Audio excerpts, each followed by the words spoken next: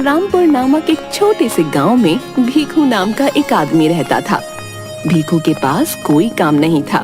वो बहुत गरीब था। इतने पैसे भी नहीं कमा पाता था कि 2 वक्त का भोजन कर सके।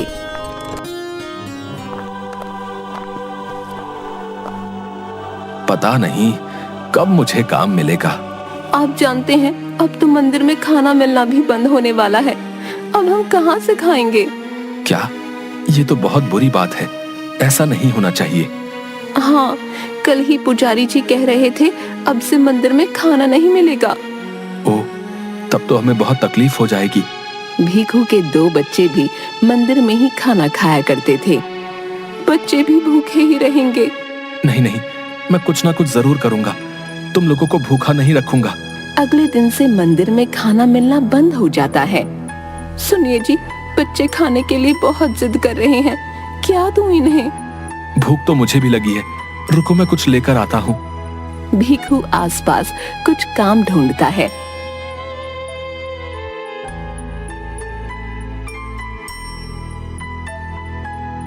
काम ना मिलने पर वो बहुत दुखी हो जाता है। खाने का इंतजाम कहाँ से करूं? काम तो मिल नहीं रहा और मुफ्त में कोई खाना देगा नहीं। भीखू के सामने समोसे की एक दुकान थी। वो समोसे की दुकान के पास आता है। भाई, कुछ समोसे मिलेंगे क्या? भूख लगी है। हाँ, क्यों नहीं, पैसे दो और ले जाओ समोसे। नहीं भाई, पैसे तो नहीं है। अभी दे दो, बाद में पैसे जरूर दे दूंगा। नहीं नहीं, बिल्कुल नहीं। चलो निकलो यहाँ से। पैसे नहीं है तो जाओ यहाँ से। भीखू उदास होकर वहाँ से चला जाता है।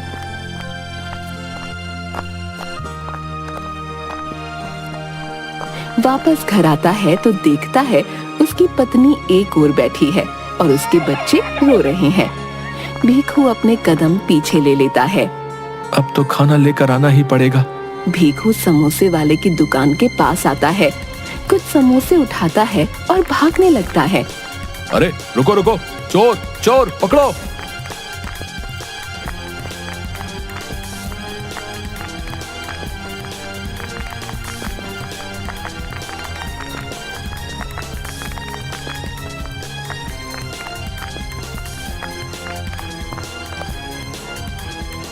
भीखू भागता हुआ घर पहुंचता है। सुंदरी, ये लो समोसे लाया हूँ। वाह, मगर पैसे कहाँ से आए? चलो पहले इसे खाते हैं, फिर बात करते हैं। सुंदरी भीखू और बच्चों को समोसे देती है और खुद भी खाती है।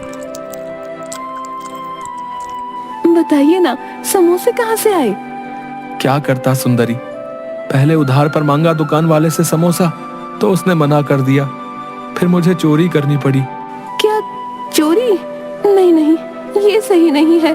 तो क्या करूं? जब तक काम नहीं मिलता सबको भूखा छोड़ दूं? बताओ।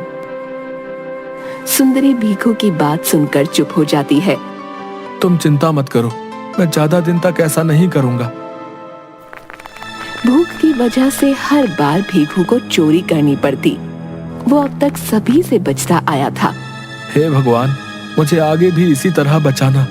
एक दिन भीखू कुछ खाने का सामान चोरी करके भाग रहा था। तभी दुकान वाला उसे पकड़ लेता है।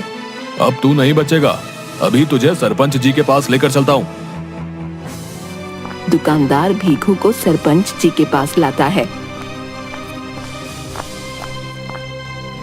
क्यों भीखू, तुमने ऐसा क्यों किया भाई?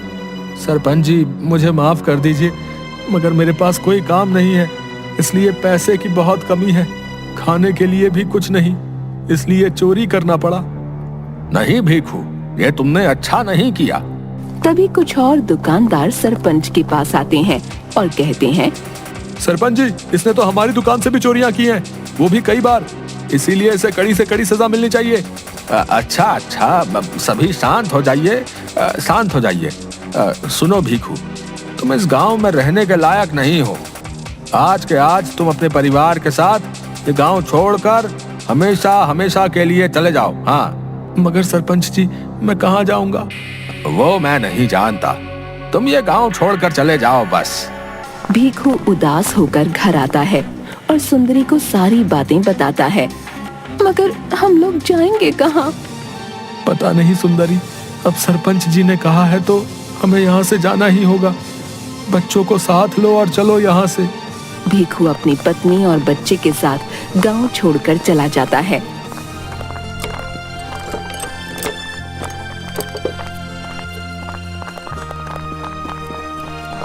गांव से तो हम निकल गए, मगर रहने के लिए तो कोई जगह नहीं मिल रही। अब हम क्या करें? ये तो मुझे भी समझ नहीं आ रहा। एक काम करते हैं, हम यहीं आसपास घूमते हैं। रात होते ही हम वापस गांव चले जाएंगे और छुपकर जंगल में रहेंगे। अगर गांव वालों ने हमें पकड़ लिया फिर क्या होगा? ऐसा कुछ भी नहीं होगा, हम सभी छिपकर रहेंगे।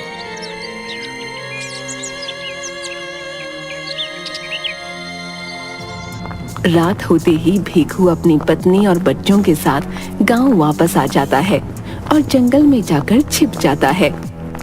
सुनो सुंदरी, अब हम यहीं रहेंगे। जी ठीक है।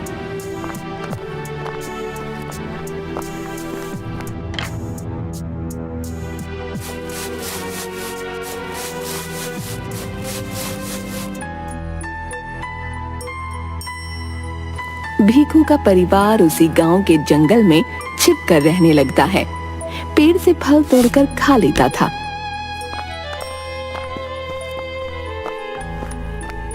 और कुछ सब्जियां मिल जाए तो उन्हें ही बनाकर खा लेते थे। जंगल में रहकर हमेशा भीखू यही सोचता, काश गांव वाले उन्हें माफ कर दें और उन्हें स्वीकार कर लें। कितना अच्छा होता अगर सभी गांव वाले इस बात को भूल जाते और हमें पहले की तरह स्वीकार कर लेते।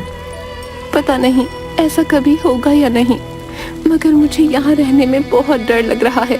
अगर उन्हें पता चल गया तो अच्छा नहीं होगा।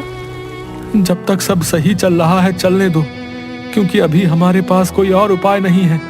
अचानक गांव में शोर होता है कि एक शेर घुस आया है। ये बात भीखू को पता नहीं थी।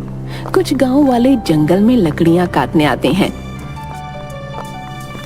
भाई कहीं मत जाना, मैं तुरंत लकड़ी काट कर आ रहा हूँ। पता नहीं कब शेर आ जाए। हाँ भाई यहीं खड़ा हूँ, तू लकड़ी काट कर आ। जब से गांव में शेर के आने की खबर आई है तब से सबकी हालत खराब हो गई है। ये भीखू सुन लेता है। वो आदमी लकड़ी काटकर चले जाते हैं।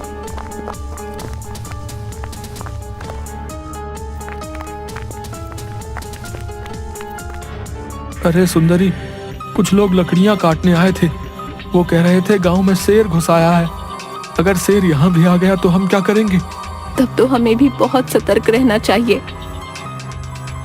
रात के वक्त भीखू जगकर रखवाली करने लगता है।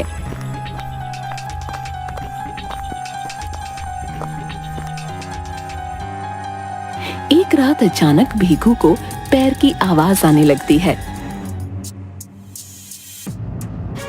सुंदरी उठो और बच्चों को भी उठाओ, किसी के पैरों की आवाज आ रही है। सुंदरी उठती है और बच्चों को भी उठाती है। तभी वो देखते हैं शेर उनकी ओर दौड़ते हुए आ रहा है। सुंदरी भागो, जल्दी भागो। सुंदरी बच्चों को साथ लेकर भागने लगती है। शेर उनके पीछे दौड़ने लगता है।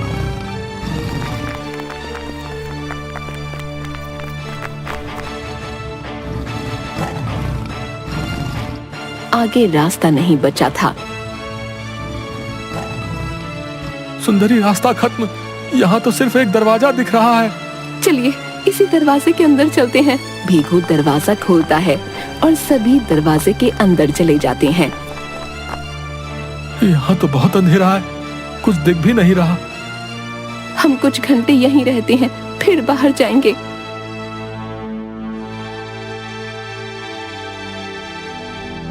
शायद अब तक शेर चला गया होगा।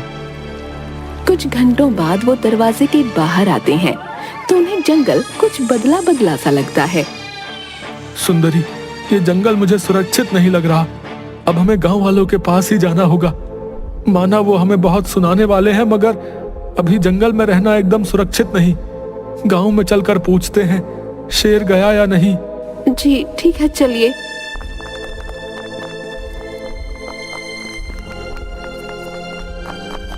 भीखू अपने परिवार के साथ वापस गांव में आता है। भीखू डरता हुआ एक आदमी से बोलता है, भाई जी, क्या शेर गांव से चला गया?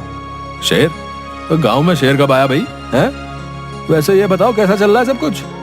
तुम्हें कोई काम मिला या नहीं? वो आदमी भीखू से बहुत शांति से बात कर रहा था। ये मुझे कुछ नहीं कह रहा। क्या गांव वालों ने हमें माफ कर दिया क्या? क्या हुआ भाई? बिल्कुल शांत क्यों खड़े हो? कुछ बोलो तो सही। क्या आप लोगों ने हमें माफ कर दिया? माफ? मगर किस बात के लिए? क्या किया है तुम लोगों ने? लगता है गांव वाले इस बात को भूल गए हैं और इन लोगों ने मुझे माफ कर दिया। चलो अच्छा ही है।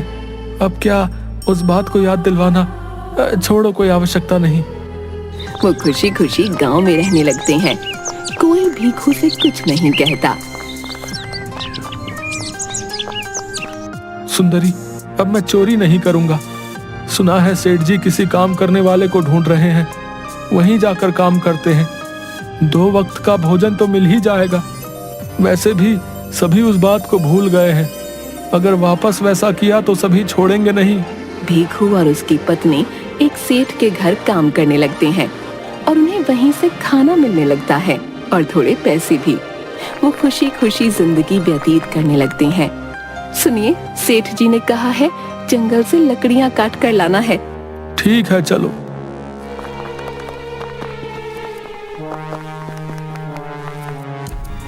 बच्चे भी साथ जाने की जिद करने लगते हैं। अच्छा, तुम लोग भी साथ चलो। सभी जंगल में लकड़ियां काटने आते हैं।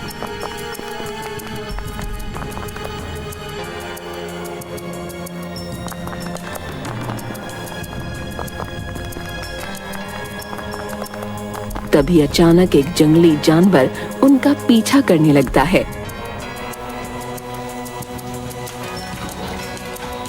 भागो जल्दी से यहाँ से।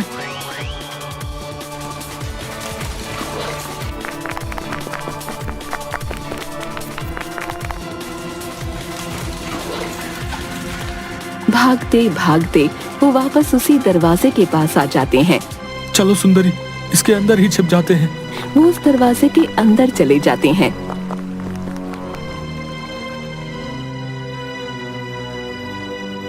और कुछ घंटों बाद उसमें से निकलते हैं। चलो सुंदरी, वापस गांव चलते हैं। जब वो गांव आते हैं तो उन्हें देख सभी शोर मचाने लगते हैं। तुम लोग वापस गांव में कैसे आ गए हैं? सरपंच ने तुम लोगों को गांव से बाहर कर दिया था ना? हाँ, मगर आप लोगों ने तो हमें माफ कर दिया था। कब? कब? हमने कब तुम्हें माफ किया था? जल्दी से जल्दी ये गांव छोड़कर चले जाओ, वरना सरपंच जी को बता दूंगा।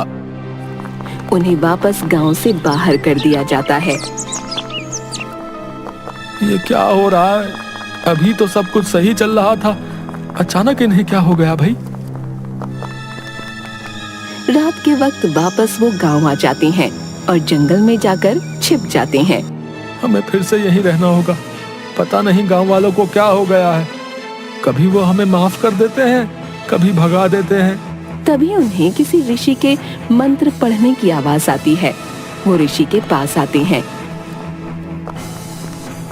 और वहां आकर वो ऋषि को सारी बातें बताते हैं।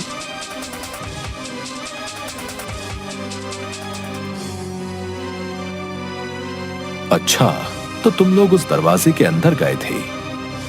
मैंने उस जादुई दरवाजे को अपनी शक्तियों से बनाया था। मुझे किसी चीज का परीक्षण करना था, इसलिए मैंने उसे बनाया था। मुझे नहीं लगा था उसके अंदर कोई चला जाएगा। बाबा, हम कुछ नहीं समझ पाए। जो भी सोचकर तुम लोग जादुई दरवाजे के अंदर जाओगे, वो बिल्कुल वैसी ही दुनिया तुम्हारे लिए बना देगा। और वही तुम्हारे साथ हुआ है। बताओ, तुम लोग अक्सर क्या सोचते थे?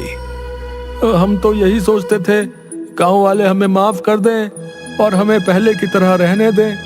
अच्छा, तो ठीक वैसी ही दुनिया जादुई दरवाजे ने तुम लोगों के लिए बना दी थी। जब तुम लोग वापस जादुई दरवाजे के अंदर गए, तब तुम लोग बनावटी दुनिया से दूर असल दुनिया में आ गए। अच्छा, तो ऐसी बात है। हाँ, और उस दुनिया से जो कुछ भी तुम लोग लेकर आए हो, वो जादुई होगा। बाबा, हम तो उस वक्त लकड़ियां काटने आए थे, इसीलिए हम ये कुल्हाड़ी लेकर आए थे। अच्छा, फिर ये जादुई कुल्हाड़ी है। बाबा, इस कुल्हाड़ी की जादुई शक्ति क्या है? ये कुल्हाड़ी काफी जल्दी लकड़ियों को काट देगी, वो भी खुद से। इसमें तुम लोगों को कुछ भी नहीं करना होगा।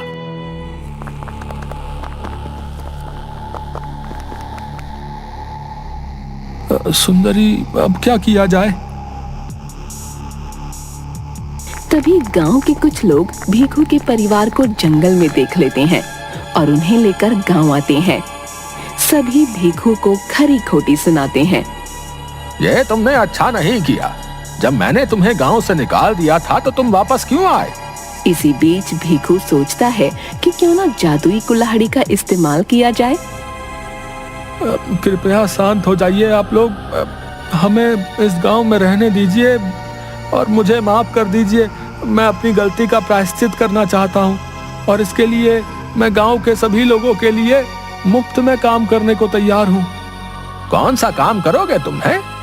सभी के पास जितनी भी लकड़ियां काटने का काम होगा वो मुझे दे दीजिए। मैं जल्दी से जल्दी आपका काम करके आपके घर पहुंचा दूंगा, वो भी मुफ्त में। ये सुन सभी भीखू की बात मान जाते हैं और लकड़ियां काटने का काम उसे दे देते हैं। जादुई कुल्हाड़ी की मदद से भीखू फटाफट लकड़ियां काटकर गांव वालों के घर पहुंचा देता है। भीखू का काम देख सभी उसे माफ कर देते हैं। इसके बाद से यही भीखू का काम बन जाता है। अब सभी उसे पैसे देकर लकड़ियां कटवाने लगते हैं। भीखू हमेशा के लिए चोरी करना छोड़ देता है और इसी काम के सहारे पैसे कमाने लगता है।